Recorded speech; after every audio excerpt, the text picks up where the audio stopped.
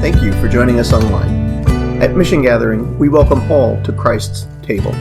If you are Asian, Hispanic, Black, or white, if you are male or female, trans or non-binary, if you are 3 days old, 30 years old, or 103 years old, if you've never stepped foot in a church, or if you are Buddhist, Roman Catholic, agnostic, or a lifelong evangelical, if you are single, married, divorced, separated, or partnered, if you are straight, gay, lesbian, or bisexual, if you are a Republican, a Democrat, an independent, a socialist, or not registered to vote, if you have or have had addictions, phobias, abortions, or a criminal record, if you own your own home or rent, live with your parents, or are homeless, if you are fully able, disabled, or a person of differing abilities, you are welcome here.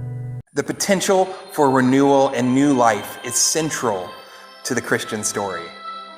Our belief in our practices centers around the idea that a new and better way of living together in this world is possible. With all of the divisions in our society, with the fear and the loss from the global pandemic, and the glaring inequities of our nation, the idea that renewal is possible gives the followers of Christ the audacity to hope, even as we wait. Lent is a time when we confront all of the things in this life that are holding back the possibilities that come with true rebirth and revitalization. It is a journey through the deserts of our souls, finding in the heat and the dryness new springs of life in the stories of the Gospels and in the teachings of Jesus. So join us on this journey. Gather with us and find rest and comfort and letting go of everything that is holding you back and learning to be reborn into the endless possibilities of who you were always meant to be.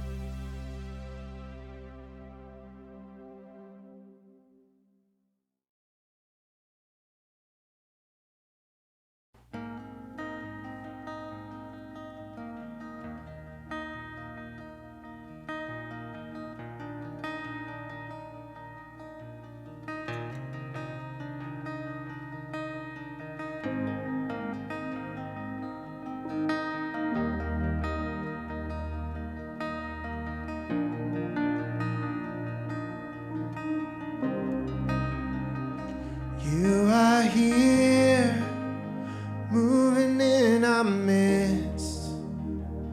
I worship you, I worship you. You are here, working in this place. I worship you, I worship you. You are here, moving in our midst. I worship you.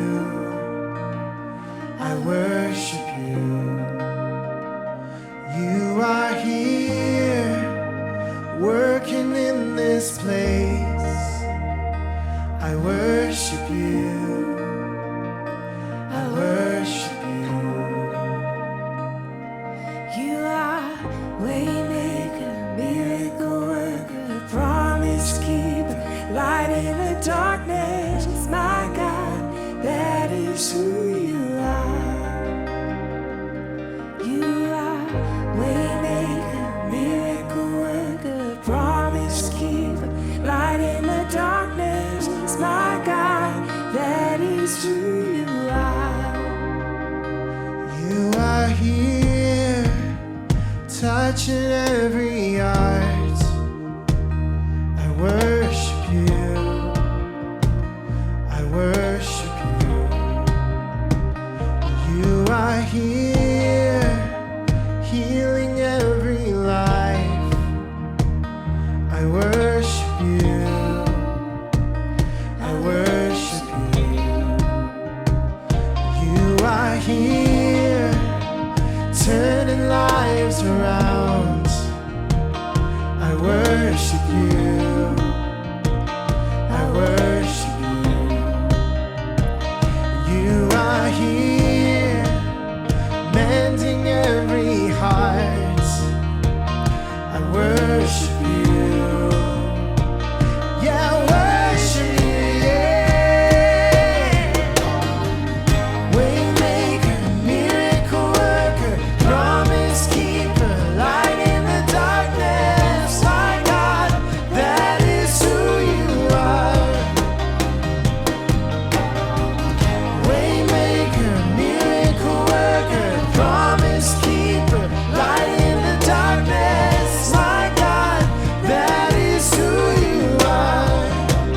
That is who you are. That is who you are. That is who you are. That is who you are. That is who you are. That is who you are. That is who you are. That is who you are. You are waymaker, miracle worker, promise keeper, light in the darkness. My God, that is who you are. Waymaker, miracle worker, promise keeper, light in the darkness. My God, that is who you are. Even when I don't see it, you're working. Even when I don't feel it, you're working. You never stop working. Never stop working. Even when I don't see it, you're working. Even when I don't feel it, you're working. You never stop working. You never stop working. Even when I don't see it, you're working. Even when I don't feel it, you're working. You never stop working. You never stop working. Even when I don't see it, you're working. Even when I don't feel it, you're working. You never stop working. You never stop working. Waymaker, miracle worker, promise keeper, light in the darkness. My God, that is who you are.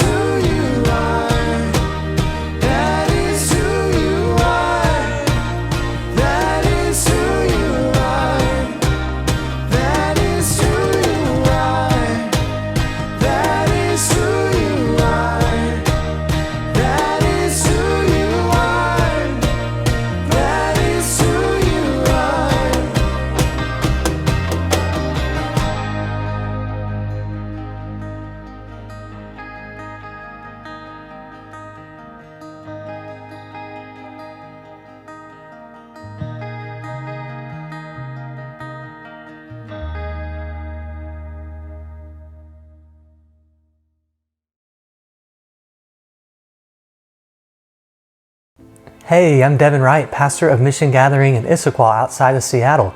So hello to Mission Gathering in Pasadena, San Diego, Charlotte, and the Seattle area. I'm really glad to be with you today on this second Sunday of Lent. We are in our series, A Journey of Renewal, looking at how to process some of our pain and suffering as we look toward the hope of some renewal and rebirth. And as I read the text this week, I was reminded of some jaw-dropping moments in history where you just kind of go, did they seriously just say that? And with the Grammys coming up in a few weeks, I was reminded of the 2009 VMAs. Taylor Swift won Best Video. She goes up to give her acceptance speech. Kanye West jumps on stage, rips the mic out of her hand, and says essentially that Taylor should not win, but Beyonce should win. And maybe he was right, but I just remember the jaw-dropping moment of, did he seriously just say that? I had another one of those moments just this past month. Secretary of State Mike Pompeo tweeted that America should not be multicultural. I had a jaw-dropping moment of, did he seriously just say that? And as I read the text today and this week in Mark 8, Peter and Jesus had a did he seriously just say that moment. In Mark 8, they just had a conversation about how Jesus is the Messiah, the Christ. And people expected this Messiah person to kind of usher in God's rule in the world and defeat Israel's enemies and establish himself on the throne of the world. And in Mark 8, Jesus describes his role as Messiah a little bit differently than what they expected. In Mark 8:31, he began to teach them that the Son of Man, which he called himself, must undergo great suffering and be rejected by the elders, the chief priests, the scribes, and be killed, and after 3 days rise again. And he said all of this quite openly. So kings who defeat enemies and rise to power are not supposed to suffer and be rejected by their own people and die. It seemed absolutely ridiculous. So Peter looks at Jesus as if Jesus just took the mic from Taylor Swift. Peter took Jesus aside, rebuked him, and essentially was like, shh, do not talk like that. Jesus turns back to the crowd, rebukes Peter right back, and tells Peter, he says, get behind me, Satan. You are setting your mind not on divine things, but on human things. Satan, that is harsh. Peter misunderstood what the Messiah was to do, and he was really arrogant about it, thinking that he knew better than Jesus what the Messiah was going to do. So Jesus says, get behind me. Disciple is one who follows from behind, not out front, asserting themselves.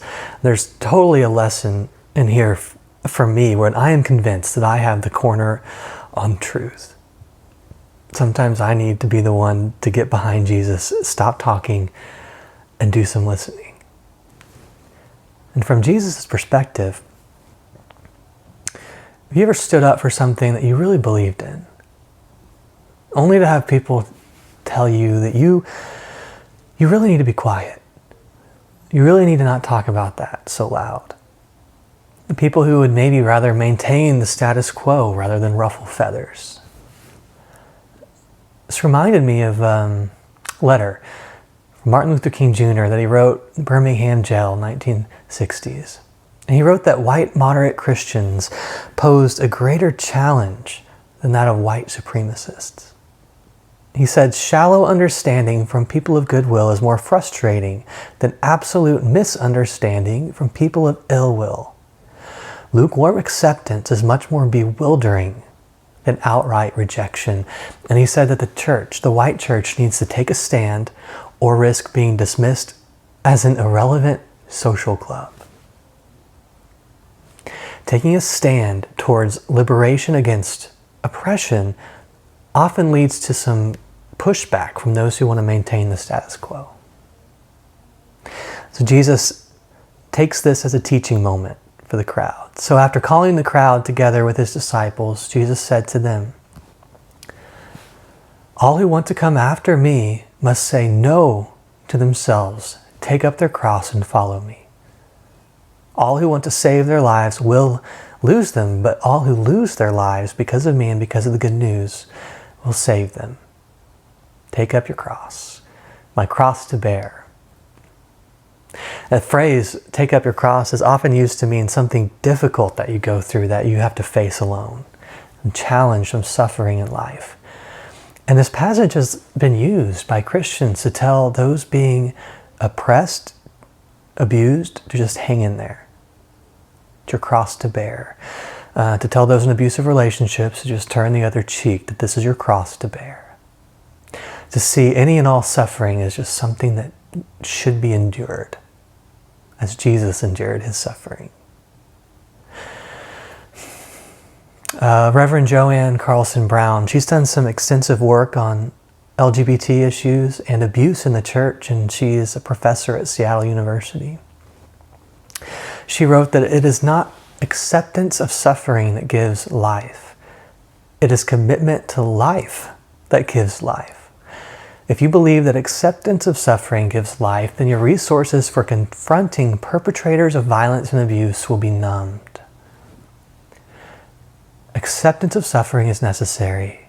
It does not stop there. It should not, it must not stop there. Once we accept it, we have to move to stop the hurt, especially if it is abuse, so that the healing process can begin. And in this Jesus story, the cross is not like a generic term for any kind of suffering that must be passively endured. Jesus was saying to the crowd, if you want to follow me in my way, be prepared to have some crosses thrown at you. Because living a life that seeks the wholeness of others, that seeks the liberation of people, that resists greed and revenge, that challenges those in power, that takes care of the poor, that shakes up the status quo. If you live that way like me, you are going to get into trouble. Kind of trouble that John Lewis called good trouble, I think. That's what Jesus is talking about here in this passage. And there's also a kind of suffering that doesn't come from the hands of others. That seems to be built in the fabric of life. It comes from natural loss, the pain from the loss of loved ones, loss of health, out of our control. The pain that is a reminder that we loved deeply, and that pain may change throughout our lives, but that kind of pain from the loss of loved ones, and it doesn't just kind of go away. It doesn't just heal. Philip Yancey gave a message at Virginia Tech in 2007, just a couple weeks after the mass shooting that killed 32 people. And Philip had a neck brace when he gave this message, because he was in a horrible car accident recently and broke his neck near the spine, half an inch from the spine. And he said for the first few hours, as they got him out of the car and he lay strapped on the bodyboard, and the medical workers refused to give him pain meds because they needed a response from him. The doctor kept probing and moving his limbs, asking, does this hurt? Do you feel that? And the answer was, yes, it hurts. I can feel it. And that's the answer that they were looking for. Because each sensation, each feeling of pain gave proof that his spinal cord wasn't severed. He said, pain offered proof of life, of connection, a sign that my body remained whole. He said, in grief, love and pain converge. You feel grief because you had a connection, a person. He told the students, all of you belong to a body to which those who died had belonged. And when that body suffers, you suffer. He said, remember that as you cope with pain. He says, don't try to numb it. He said, instead acknowledge it as a perception of life and love that was there. And this is helpful for me when I realize that my pain is shared, it's communal. I become less focused on myself and begin to see my connection to everyone and everything. I begin to see the hurt, the pain that is around me, not just within me. And I think this is part of what Jesus was saying when he said to save your life, you're going to have to lose it. You're going to have to get out of your own self to see the pain of others. Your pain is shared. And pain is not something to endure for the sake of suffering. Pain is a communication to you that something is not as it should be.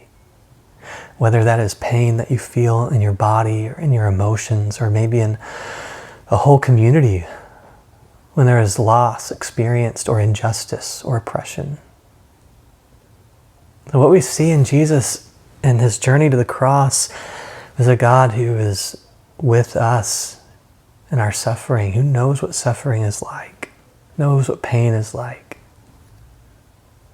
And it is a God who wants to work with us in the midst of that pain to bring out healing and wholeness, to integrate that pain into a way of being that brings other people into the family of healing and wholeness.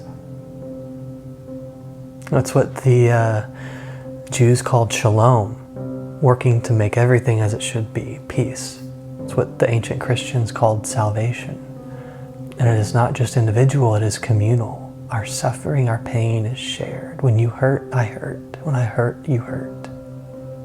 I think communion, as we enter into this time of our service, communion is a reminder to us that the God we see in Jesus suffers with us, and that the suffering does not have the last word. And that sometimes that suffering is an opportunity to resist oppression, because it's a result of people resisting the way of love, the way of Jesus, and throwing crosses at us. So carrying a cross means I will continue to resist that oppression.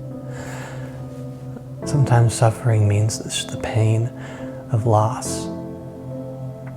And that pain will not be the final word.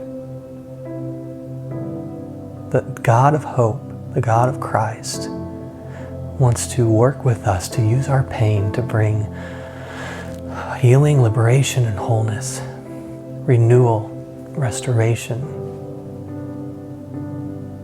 So when Jesus was with his disciples, sharing a meal before his death, he took the bread, and whatever food or drink item you have available to you, you can use that, whether it's coffee or water or tea or a cracker.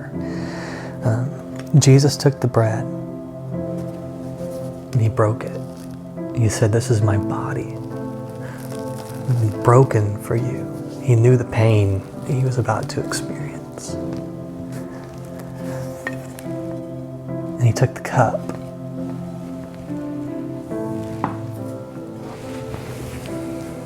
And when he poured the wine into the cup, and he said, "This is my life. It's poured out for you.